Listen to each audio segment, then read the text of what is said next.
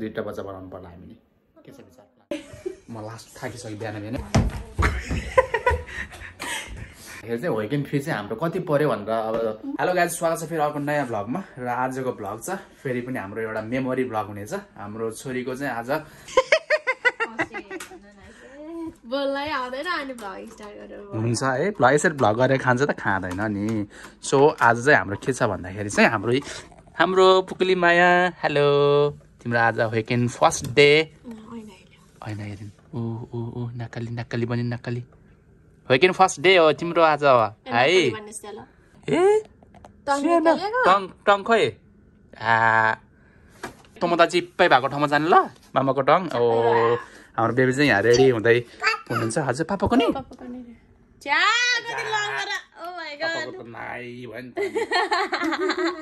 आज वेदर पनि अलि स्याडै छ है बेबी पानी परेर अलिकति गाह्रो होला जस्तो छ हामी हिँडेर जान्छौँ धेरै टाढा त छैनौँ अनि अहिले चाहिँ हामी जुनबी गएर छौँ है बेबी मेरो बेबीको चाहिँ बिहान उठेको 6 बजीदेखिको जुनबी हो यो लगभग 1 घन्टा चाहिँ लाग्छ है बेबी लाग्छ अनि सब काम गर्ने चाहिँ म है बेबी म लास्ट थाकिसक्यो बिहान बिहान अनि अहिले चाहिँ म के गर्दैछु भन्दाखेरि यहाँ अमुचुमा टक अमुचहरू लानुपर्ने रहेछ गाई चाहिँ के लानुपर्ने रहेछ अब थाहा छैन होइन थाहा छैन भन्दा पनि अब जुनबी चाहिँ अलिक पुगेको छैन हाम्रो तैपनि हामीले जे जुनबी गरेको छौँ त्यो लाँदैछौँ यहाँ चाहिँ एउटा कप छ अनि कपलाई टक्क लाएर यहाँ हाल्ने एउटा फुकुरो पनि किन्नुपर्ने रहेछ यसमा पनि नाम लेखाएको छ ए यसमा लेखाएर हुन्छ अनि अमुचु चाहिँ 2-3वटा लान्छौँ अनि एउटा टावल अनि गाजे एप्रोन चाहिँ हामी 2टा लान्छौँ आजलाई 9:40मा बोलाएको छ अहिले 9 क्रस भइसक्यो सो ए स्ट्याम्प पनि किनेर पनि टक्क नाम पनि हालिसकेको छ हामीले अनि यो अलि बानी भएको छैन है अलि राम्रोसँग चाहिँ हाल्न आइरहेको छैन तैपनि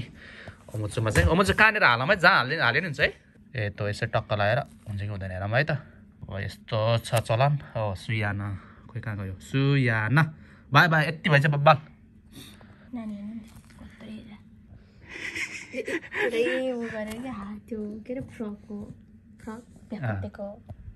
ब्याकुते पोज वाउ दामी भयो ल सुयाना ल ओके सिम्पल मजाको अहिले लेखेको भोलि चाहिँ यहाँ सुयाना यत्रो अक्षर लेखिदिएको छ मैले त के छैन ल दुध खाम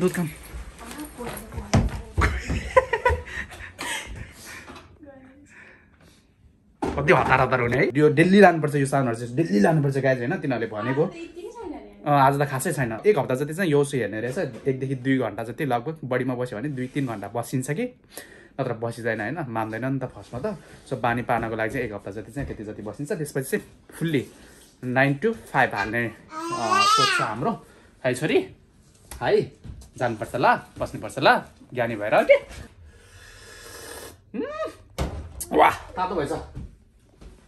कहिले सेलाउनु कहिले खानु यहाँ बर्खा बाता दिस्ने के हो आशा गरा बाता दिस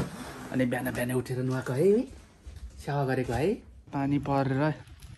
वेदर यस्तो छ जाडो अब साइकल भएको ठाउँमा जानु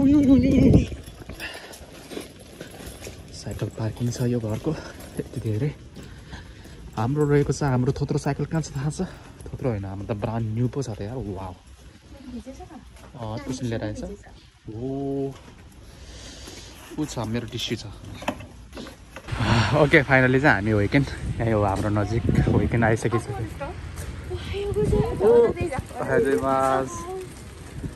नानी आइपुगिसकेका छौँ हामी चाहिँ को साथी हो र साइकलमा खुर्र आयो 5 मिनटमै आइपुग्यो जस्तो लाग्यो 5 मिनट लागेन होला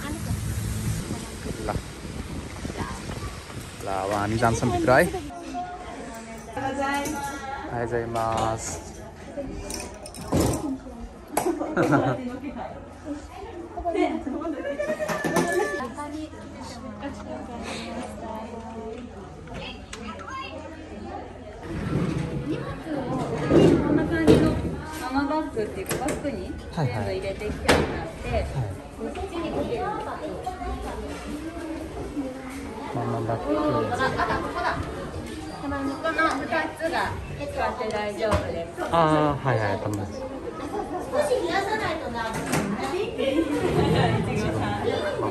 まだだけど、とりあえず朝来たら靴下を中滑ると危ないので、靴下ここで脱いで入れてお部屋に入ってきてほしいです。ああ、なるほど。आउने बित्तिकै चाहिँ टाइम लेख्ने こに時間を書いてもらいます。帰る時間。今だったら10時でとりあえず帰るかな。今日はसेन्स त के गिफ्ट दिनुभयो हाम्रो चाहिँ टाइम सक्यो गाइज आज सेचुमी मात्र रहेछ खासमा त्यही आधा घन्टा जति बसिगयो बिबी सेचुमी यस्तो गर्ने उस्तो गर्ने भने त सबै ठाउँ सिकायो अब भोलिदेखि चाहिँ अब 1-2 घन्टा राख्ने रे भन्ने कुरा गरिरहेको छ हेरौँ अब यो सुमिना गर पानी परिरहेको छ गाइज अब यस्तो छ गाह्रो छ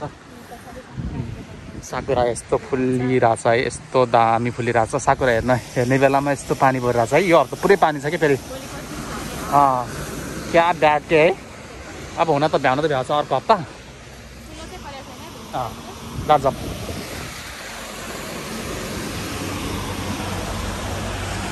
खुरुरु गयो चिसो रहेछ लास्टै फेरि हात यस्तो रातो भइसक्यो 5 मिनट भए पनि गाह्रो हुन्छ नि त वाउ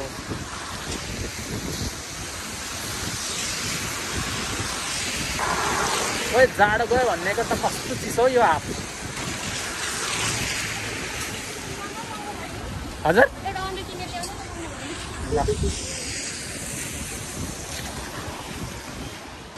7 गएर आउनु पर्यो अन्डा किनेर आउनु पर्यो भाइ चिसो यार अन्डा फेरि यस्तो ब्ल्याक भएको छ जान्नुमा यस्तो महँगो भएको छ हेर्न सक्नुहुन्छ 10 पिस अन्डालाई 343 रुपियाँ छ अब जति महँगो भए पनि अब लानु त परिहाल्यो होइन सो फाइनली हामी चाहिँ घरमा आइपुग्यौँ गाइज हाम्रो नानी नि कति खेल्न मन थियो है सेन्सिलले आज 10 बजीसम्म अरे भनेको है माग्छ नि पापाको त्यो मामाको नि माग्छ छ नि तिम्रो खोइ सेनाको माग्छ खोइ